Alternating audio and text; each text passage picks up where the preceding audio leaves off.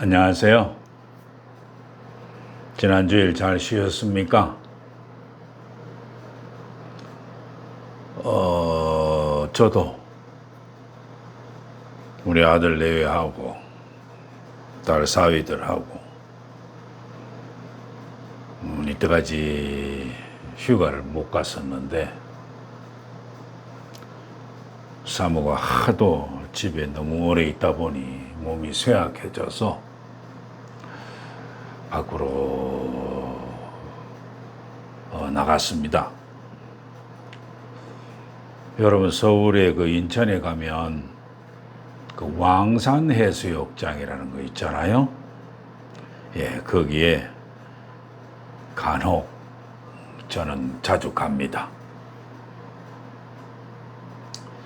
그 왕산 해수욕장에서 가족들과 같이 식사를 하고 그 옆에 그 카페오레라고 하는데 상릉마기에 바다를 볼 수 있는 전망 좋은 곳이 있거든요.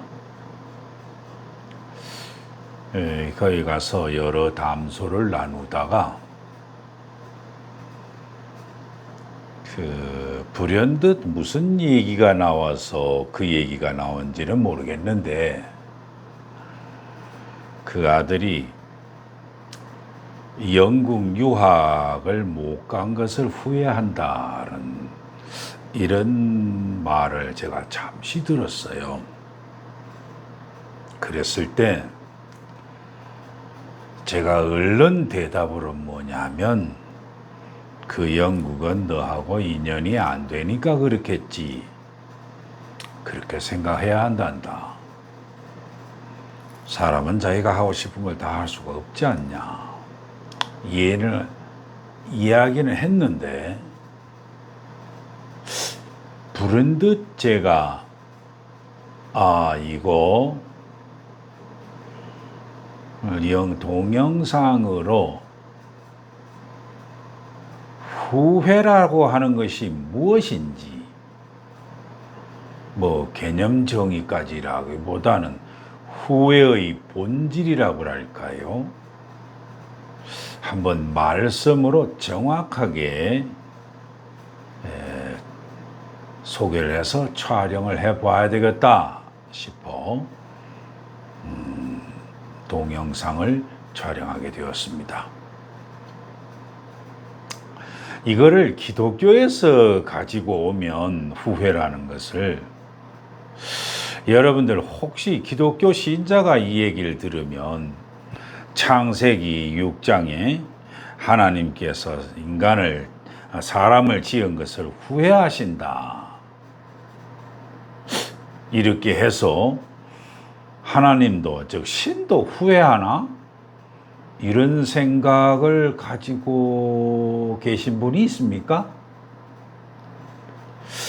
그거는요, 제가 봤을 때는 그 후회라고 하는 것을 번역을 잘 못한 것 같아요.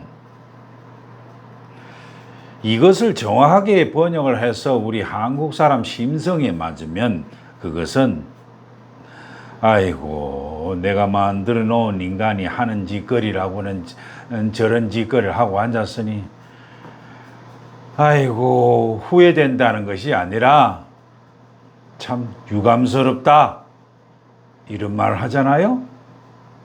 예, 그 유감스럽다라고 하는 말이 참 적당한 표현인 것 같습니다.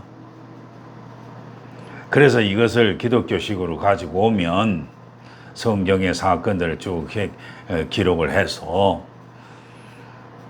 꼭 무슨 잘못이니 죄하고 연계시켜서 뭐 회개를 하면서 하나님과 올바른 관계를 짓고 또 새 사람을 살아야지 뭐 이런 정도 얘기가 아니겠습니까? 그런데 저는요, 이것은 너무나 결과적인 것을 가지고 얽매여 가지고 그것을 꼭 들으랍시고 죄인을 근본으로 깔고 있으면 전부 다 이런 얘기밖에 안 나오거든요.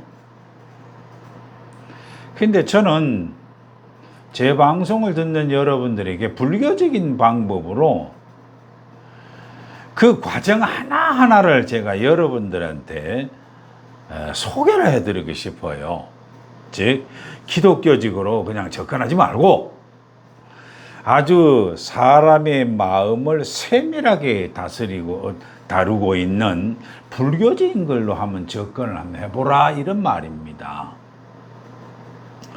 우리가 일반인이 보통 후회한다 라고 했을 때는 대부분 두 가지가 있죠. 뭔가를 했어야 하는데 못했는 경우가 있고요. 또 안 했어야 하는데 한 경우가 있잖아요. 이것에 대해서 시비 걸 사람 별로 없죠. 우리 일반인이든 아니면 성인군자든 아니면 그 하나님이라 하더라도 보통 보면 경우의 수는 이 두 가지입니다. 했어야 하는데 못한 경우, 안 했어야 하는데 한 경우, 맞죠? 그런데 이것을 어떻게 불교적으로 접견시켰느냐라고 하면 제 머리 기억 속에는 불교에서는 삼독이라고 하면서 탐진치라고 얘기를 하잖아요. 그런데요, 제가 연구를 해가지고 따져놓고 보니까 탐진치가 아니에요. 그 순서가 치탐진입니다. 12연기도 무명부터 출발하잖아요. 그 당연하죠. 그래서 누가 탐진치라고 이렇게 순서적으로 말은 했는지는 잘 모르겠습니다만, 그건 그렇고 제가 거기에 몰려 들어가지고 저도 그렇게 이해할 필요는 없잖아요. 그런데 후회 과정 하나만 보더라도 분명한 것은 뭐냐면 치탐진입니다. 그 증거를 제가 대드릴게요.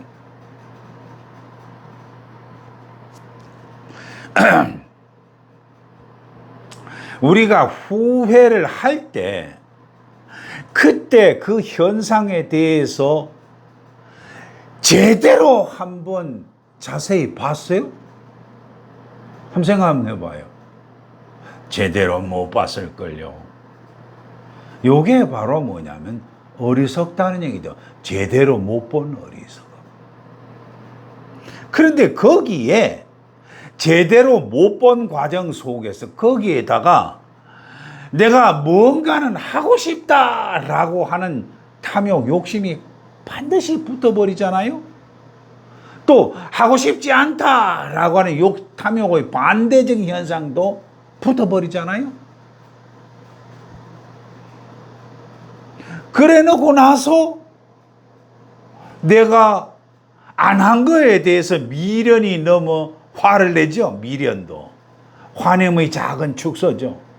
또 한 것에 대해서 왜 이렇게 했을까라고 하는 한 것에 대한 성냄, 이것이 아닙니까? 미련과 성냄은 정도의 차이만 있다 뿐이지 비슷한 감정이거든요. 여러분 어때요?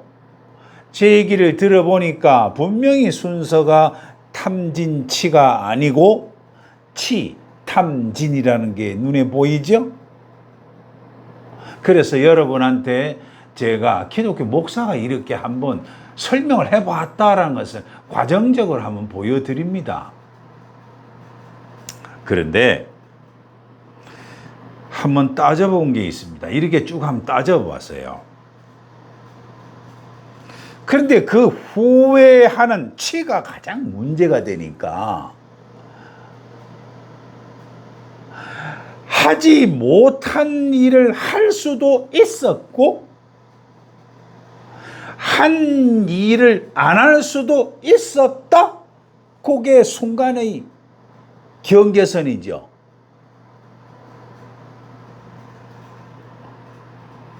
그런데 내가 어리석어서 그러지를 못했다? 내가 어리석어서 그러지를 못했다? 요 단어 속에 후회가 되었다라고 하는 기분이 깔려져 있잖아요. 내가 어리석어서 그러질 못했다. 할 수도 안 할 수도 있었다. 그러지도 못했다. 이것이 깔려져 있는 거죠. 그렇다면 여러분들 정확하게 그 순간을 보면 한번 물어봅시다. 안 한 게 있어요? 없잖아요. 안 한 거 없어요. 한 것밖에 없어요.